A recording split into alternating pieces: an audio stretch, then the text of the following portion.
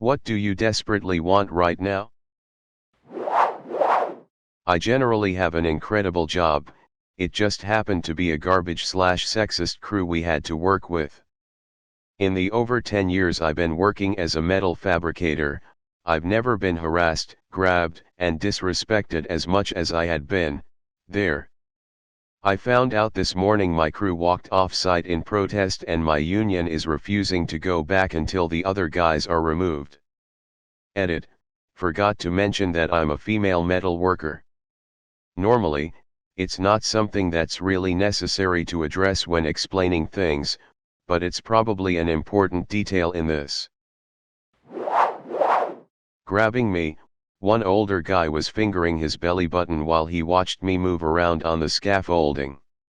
I've had these guys follow me around and wait for me to be distracted with what I'm doing, so they can steal my tools, disconnect my welding leads, move my grounds, sabotage my layouts. Literally anything that could prevent me from working, they were doing. Which also means they weren't doing their job, either. Can't be working, if you're following someone around to prevent them from working. They're going to get thrown off-site, though. Where my union walked off, nothing is getting done and they'll fall behind. Plus, yes, there are cameras and this could easily be bad news for the company owner and the other contractors. I know what you mean, I'm a man and work at a scrapyard. The lady in the cash cage, though not often, sometimes has to come get me when some dude is being a perv to her. I can't stand that kind of shit happening to anyone. I was raped more times than I can count when I was a little, and whenever I see it happen to someone else, I take it personal, even if it's just fellas having a laugh behind someone else's back. Bravo, sister, I'm proud of your endurance. You're the strength that makes it possible for other women to enter into the profession. Thank you. How about painting bright pink nail polish on your tool handles or somewhere on the tool so it could easily be identified as yours if they were to be caught with it, and that they would also be too embarrassed to be caught with?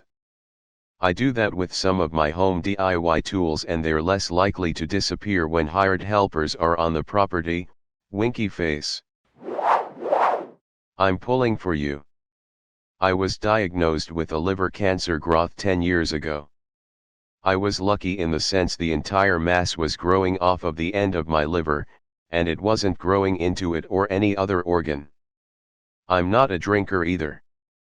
I had the surgery at Mayo, they cut me open, cut off half my liver to make sure they got it all, and that was it. No need for further chemo. I'm praying that if the results are cancer, you experience the same lucky set of circumstances I did, and even more that you won't have to at all. Honestly, I think I want to start dating again to try and find someone to be with too. Haven't been in a relationship since 2014. I broke up with my last girlfriend because she didn't believe in modern medicine, and funnily enough the next year I found out I had brain cancer and she called me while I was going through chemo to tell me I was making a mistake in getting chemo and that I should be seeking out natural methods for treating a tumor the size of a golf ball in my brain, so pretty sure I dodged a bullet there. Since then I've just been recovering and rediscovering my self-confidence again. Surviving cancer can have a weird effect on you, and it took me a while to get into a headspace where I felt comfortable letting someone into my world again, but I feel like once the pandemic calms down and we can all socialize normally again, I would really like to try and date again. I was just out on a first date on Friday with a woman I was talking to on Instagram. It was horrible, she looked nothing like her pictures. She also told me she was severely depressed and tried to kill herself in the first 15 minutes meeting her in person. And she smelled kind of funky. I was asking what she did for a living and this woman was telling me she tried choking herself but didn't go through with it because she couldn't tie a good knot. Edit, she told me she tried to kill herself. She did not try to kill herself during the date. Sometimes think I've failed as a human, because after nearly 28 years of living I have absolutely no one who wants to call me. This thought consumes me. Edit, for those asking, I'm the one that calls/messages every single time. I check up on people, ask how they're doing, randomly send a box of cupcakes because someone said they weren't feeling okay, etc. And when I do all that, I do it sincerely. But sometimes, I just pause and think, why doesn't anyone ask me if I'm okay? I don't even remember someone contacting me on their own, without wanting a favor from me.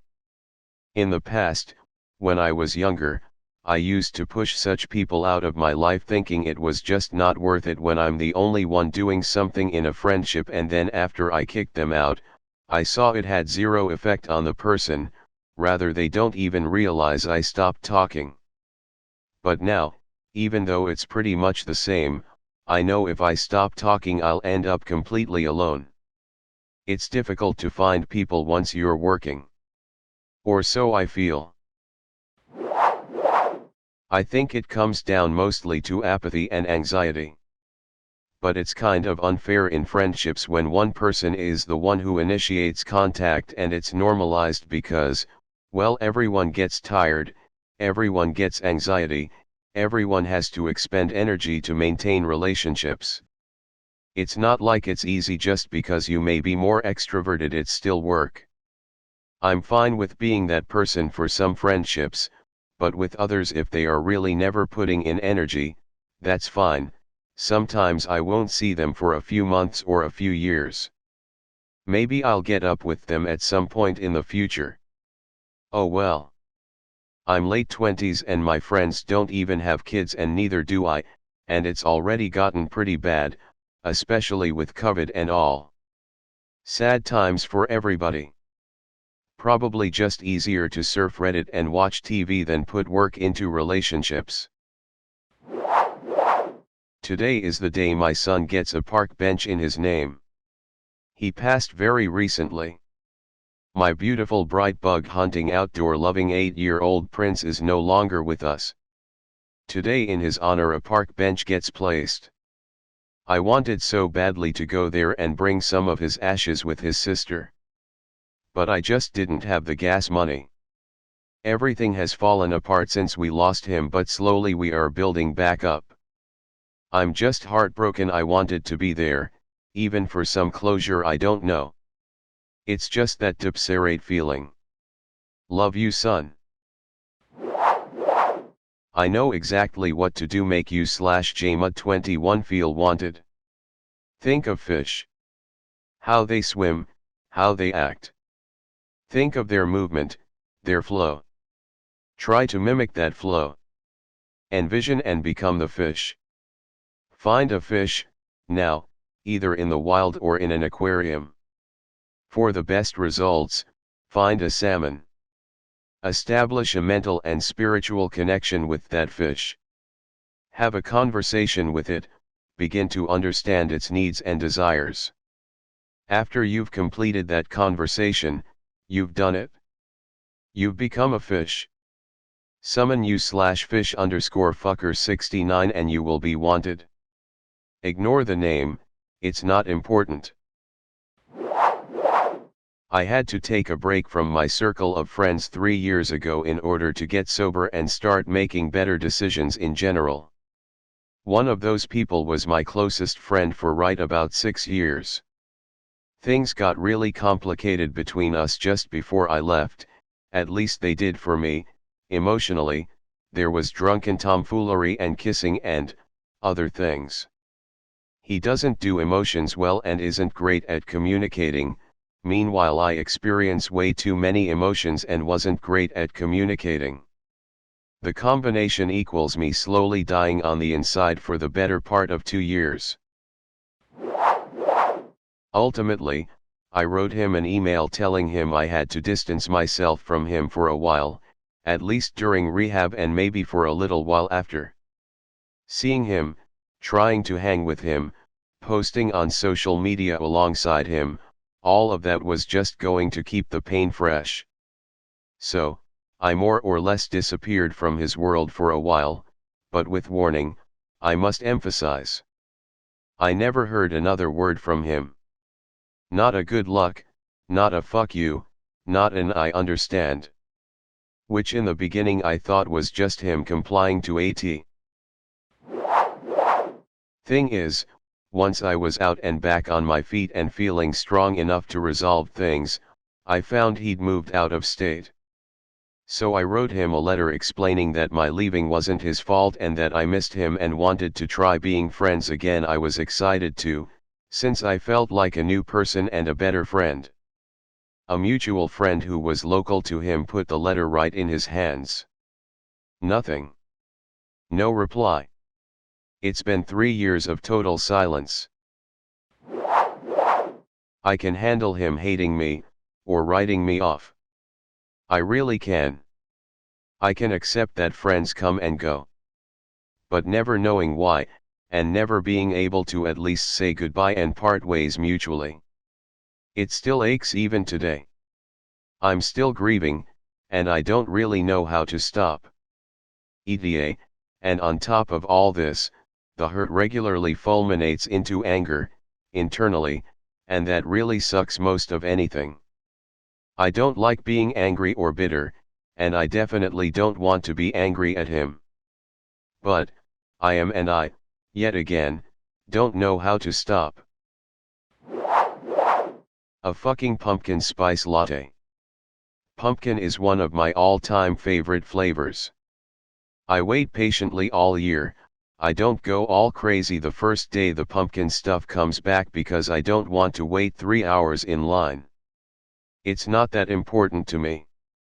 But I've gone to multiple locations on the same day 3 times now and all of them are always out of pumpkin. It's almost October, they've been out since August and I still can't get one because they're sold out. I just want some goddamn pumpkin. Edit, they weren't sold out today. Yay. I want COVID to end.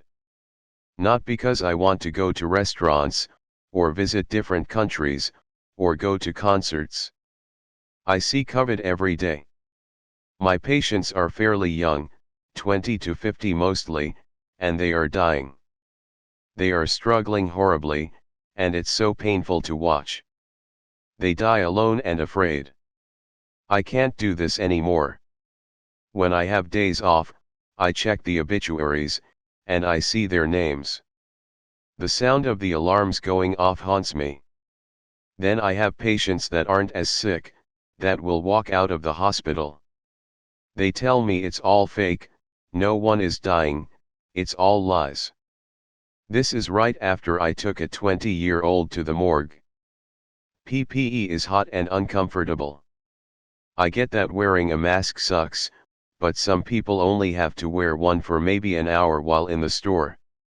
I have basically a hazmat suit on for 12 hours. Time, or money, I am in college and I have been draining myself stressing over both of those two things because I have so much homework that I don't have enough time in the day to properly enjoy things, nor can I afford going out and doing things because I don't have the funding for personal enjoyment. I wake up, go to my classes and do homework the rest of the night, and any free time I get doesn't even feel like free time because homework has already left me feeling drained and defeated. So much is up in the air right now, in the process of closing on our first house after 44 tours and 8 offers put in, so we're a bit irrationally nervous that this will fall through last minute even though it all is going well. My husband will be doubling his duties at his company and receiving quite a large raise, which I don't want to talk to anyone in real life about because he is currently just feeling uncertain about the additional responsibilities but feels like it would be ungrateful seeming to complain to our close friends about what sounds like happy news.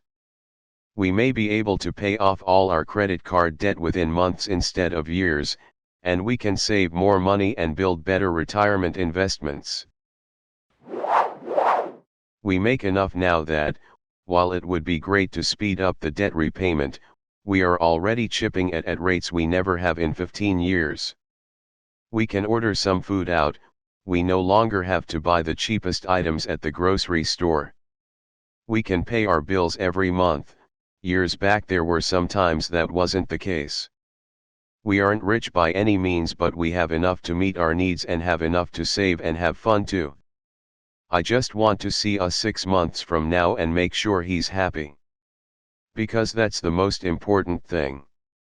I'll be fine, but I just wish I could know he will still have a healthy work/life balance. Weed. Before I get crucified for desperately wanting weed, I live in a recreational illegal state, and getting on medical is such a pain in the ass and has such a limited amount of things that qualify for it. Where I am, you can pretty much only get on medical if you have cancer, AIDS, or PTSD, no exceptions. Weed helps me with physical pain and appetite loss from ulcerative colitis, helps my anxiety and depression, helps my ADHD symptoms, and is my social lubricant of choice because I literally can't drink alcohol because it makes me violently sick. I only get a week or so out of the month where I get to feel like a lot of the bad shit going on with my body and mind is manageable and feel some relief. To not go to a career fair tomorrow. I'm required by my university to go. I hate job hunting, I hate talking about myself, I hate suits and ties and stupid leather shoes, I hate the business personality, I hate having to sell myself like an item to people I don't care about and who don't give a fuck about me. I don't even want a fucking internship, it's my first year, damn it, I don't know anything yet. I want to just work and study and learn so maybe I can relax this weekend and maybe I can get some semblance of a career before this stupid fucking society of ours comes crashing down on our heads because the world is run by fucking morons. I just want someone to tell me it's okay to like my humor. I got a second warning on a group chat I'm a part of just because I shared a video that made me laugh after having to walk home after a date. I walked in sandals over a mile, and my feet are cut from walking through broken glass. What was the video? A YouTube short of this guy pooping in a janitorial mop bucket in the subway area to assert dominance and start a fight. I laughed for 3 hours. I got told nobody finds that stuff funny and now I feel stupid and uncivilized. Seriously thinking about self-harm, and I'm off my antidepressants. To be with someone. I'm 300 miles away from family and I'm on the brink of graduating college. Friends are around and it's nice to see them. But when the day is over, I walk inside a building that shouldn't feel so cold. I stand at the door and look into the darkness. I long for the day somebody would greet me and hold me. Somebody to wake up next to, or even to call me first thing in the morning. My mom says I am her independent woman and she's proud of me. But I really want to be in a relationship, to be in love with another person. I see my friends with their significant others and some of them have children now. It breaks my heart each time. To snuggle with my husband and watch a movie. We have a 9-month-old who demands all our attention. By the time my husband gets off work, dinner is cooked and eaten, house is cleaned up, baby is in bed asleep, and we have a minute alone. Both of us are too tired to do anything but sleep because he has to be awake at 5 a.m. for work and I have to be awake at 6 for the kid. I just want a couple hours, uninterrupted, of alone time. But my son will literally not calm down for another sitter and will cry for hours on end with no break, and we don't have anyone who could watch him anyways, even if he would let other people do it. Grabbing me, one older guy was fingering his belly button while he watched me move around on the scaffolding. I've had these guys follow me around and wait for me to be distracted with what I'm doing, so they can steal my tools, disconnect my welding leads, move my grounds, Sabotage my layouts. Literally anything that could prevent me from working, they were doing. Which also means they weren't doing their job, either. Can't be working, if you're following someone around to prevent them from working. They're going to get thrown offsite, though. Where my union walked off, nothing is getting done and they'll fall behind. Plus, yes, there are cameras and this could easily be bad news for the company owner and the other contractors.